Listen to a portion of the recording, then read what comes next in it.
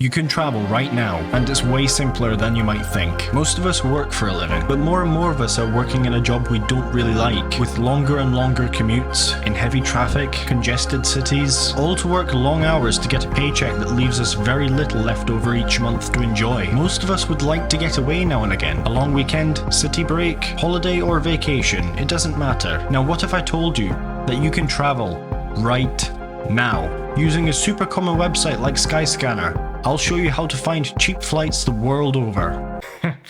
See what I did there. And before we continue, this video is not sponsored. The key to finding cheap flights, as always, is flexibility. Flexibility is king. While there are great deals in the short term, it's always best to plan. If any websites tell you that they can find cheaper flights for specific dates that you're looking for, well, 9 times out of 10 they're probably lying. Though hopefully you will find cheaper flights using the method I'm about to show you with Skyscanner. And in the video I have included some tips to help you do that as well. On the Skyscanner homepage, first thing you want to do is put in your departure airport. I'm going to put in Aberdeen as that's the closest to where I live. I'm also going to tick add nearby airport, as this will add additional airports that are within reach for me by either rail or car. I'm also going to tick direct flights only, because if I'm taking a weekend off and I don't want to use any vacation leave from my employer, then I don't want to be spending time connecting in an airport, which can take 2 or 3 hours, and that just eats into the time that we've got for ourselves. Then for the destination, I'm going to select can't decide where. Clicking here will search every destination from that airport. However, on this, I'm also going to select add nearby airports.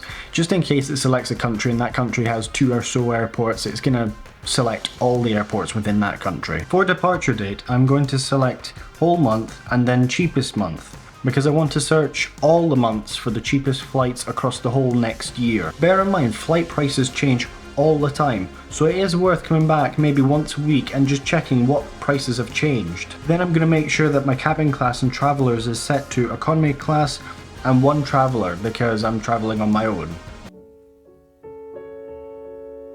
Anyway, click search flights and you'll be taken to the next page, which shows all the countries you can visit, sorted by lowest price first. Because I want to be as cheap as possible, I'm going to select Portugal, which is the first one on my list. Yours will probably differ. I'm just going to select through and then we'll be taken to the page with all the dates with their allocated prices. Now bear in mind when selecting the dates here that some websites show one price for both the outbound and the return. Skyscanner separates them out. It has a outbound price and a return price, so you have to add these 2 up.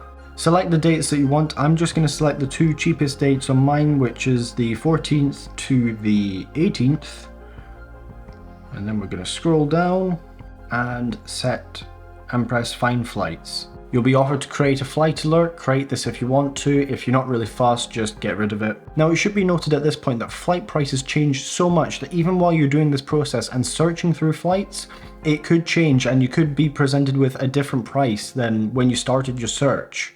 So if you see a discrepancy between the prices, then that's why. And there we are. I'm just going to select the cheapest and hit select, and then we'll be taken through to the next page, and then we'll be shown all the sites that we can book with. I would recommend just booking with the airline's website. It's usually just the most reliable one. You do get some websites that aren't so trustworthy, so I personally just recommend selecting the airline's own website. All you have to do from here is hit select and you'll be taken through to the airline's website. Everything from Skyscanner is carried over to the airline's website. It's super simple, and then you just have to book the flight. One massive tip I would recommend when searching for flights, or even before you start searching for flights, is to always make sure that your cookies in your browser are deleted, because then airlines will treat you as if you're a new customer and they will always offer you the best price. My other tip would be to get a VPN, because airlines do offer different prices to different countries, so if you book from another country then you could end up paying less. So if you get a VPN, you can switch your location to another country,